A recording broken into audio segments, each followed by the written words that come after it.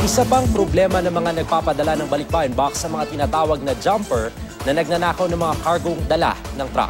Gaya ng nangyari sa isang balikbayan box sa Valenzuela kung saan muntik ng tuluyang matangay ang kahon ng mga pasalubong mula abroad.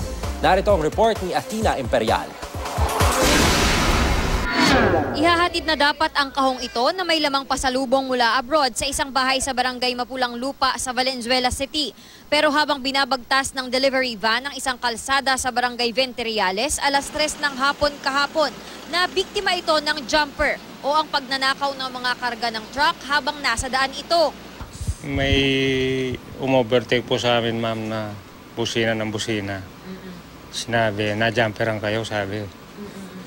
Bumaba raw agad si Mang Irineo para i-check ang karga sa likod. Pero nagulat daw siyang sira na ang kandado nito at nawawala na ang isang kahon na ide-deliver dapat nila.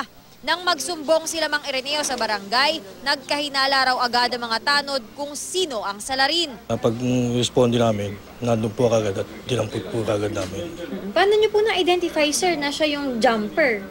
Ano po nung testigo, saka nung pulis po ng Block 6.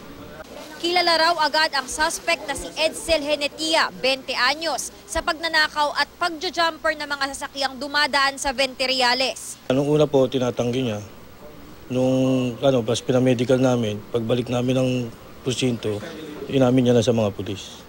Naglalaman ng pagkain, skincare products at brand new cellphone ang ninakaw na kahon. Naibalik naman lahat ito sa dapat natatanggap sa kanila. Ano ko po sana sa mga anak ko kasi po apat po yung anak ko yung... Laking pasalamat naman ang may-ari ng mga pasalubong sa pagkakasauli sa kanya ng mga ito. Sana raw ay huwag tularan ang salarin dahil pinaghihirapan ng mga OFW ang pambili sa mga padala para sa kanilang pamilya rito sa Pilipinas. Athena Imperial, GMA News.